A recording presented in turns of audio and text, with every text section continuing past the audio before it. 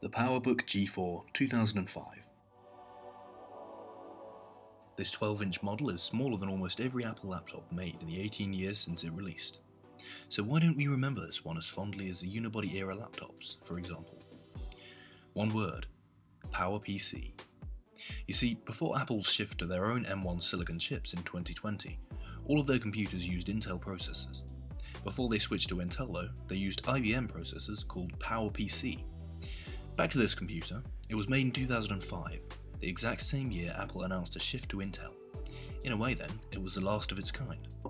So how usable is a machine like this in 2023? And is it very upgradable? Let's find out. PowerPC laptops only ever had single-core CPUs. Given the low clock speed of 1.5 GHz, this makes them incredibly difficult to use on the internet or running any newer applications. The RAM in this machine is 512 MB and is upgradable to 1.25 GB.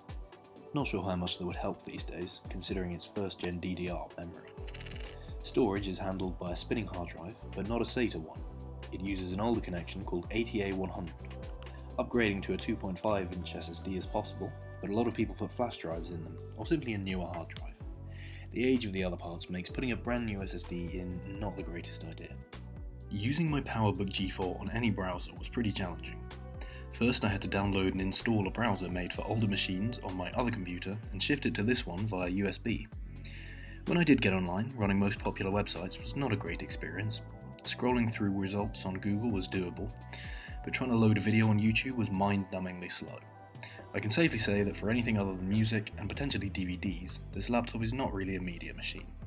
It can only run macOS up to 10.5.8 Leopard as well, which does limit how many modern uses it can have.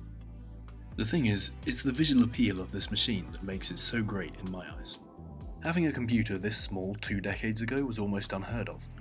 A lot of parts on this machine look similar to those on newer Macs up to around the Retina period. The keyboard on this PowerBook is something I genuinely prefer over any MacBook keyboard ever released. The fact that there's no space between the keys and they're just raised with angled edges makes typing feel exactly as it should on any computer, I think. The keyboard may in fact be the main use anyone can have for this computer this decade. It does make a great writing laptop, with its charming keyboard, decent quality screen, and USB support for moving text files across to different locations. Getting batteries for these things is fairly difficult, but for £50 or so you should be able to find something after a bit of looking. I plan on using mine as a diary actually. I like the idea of using it for one thing and one thing only. I can't bear the idea of getting rid of such a nice looking retro piece of technology. Yeah, that's it for this week. Let me know if you'd like to see more on these older machines, or would prefer me sticking to my usual stuff. There's a new video out every single week, so subscribe to my channel for more. Thanks for watching, and I'll see you next time.